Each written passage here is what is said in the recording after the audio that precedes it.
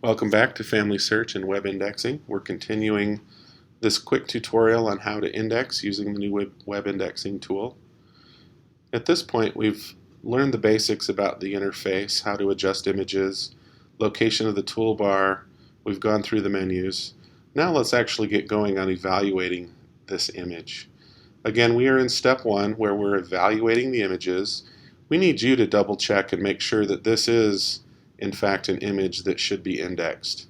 Now, to answer this question, should this image be indexed, let's open our project instructions, which you can do from the toolbar, this icon here with the eye next to it, or you can click on the project instructions link down here below.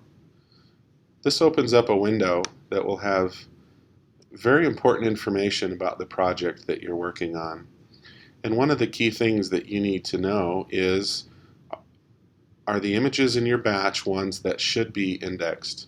Once in a while we have images slip through that aren't part of the current project. We just want to make sure that we don't index those by accident. And so we show examples of images in all of the project instructions that show us what the images look like that we do want indexed. So you want to become familiar with these and compare them to the image that you see on your screen. So you can see that I have 3 examples here of images that should be indexed, and I notice that this image here, the third one, does seem to match the images that I have on the image that I have on my screen. So if I move this over here, and I'll zoom this out a little bit, you can see that this says statement of master of vessel regarding changes in crew, that this does in fact match this form.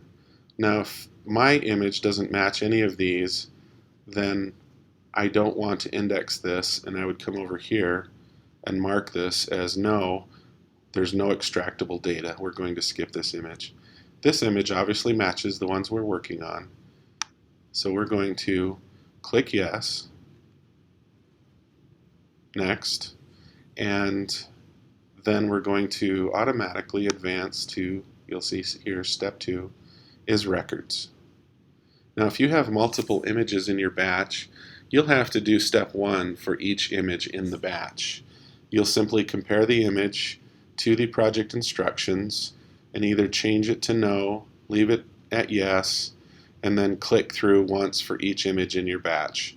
It's important to make sure you do that correctly. And again, once you're finished with step 1, it automatically starts with step 2, which is the indexing of records. And that concludes this video.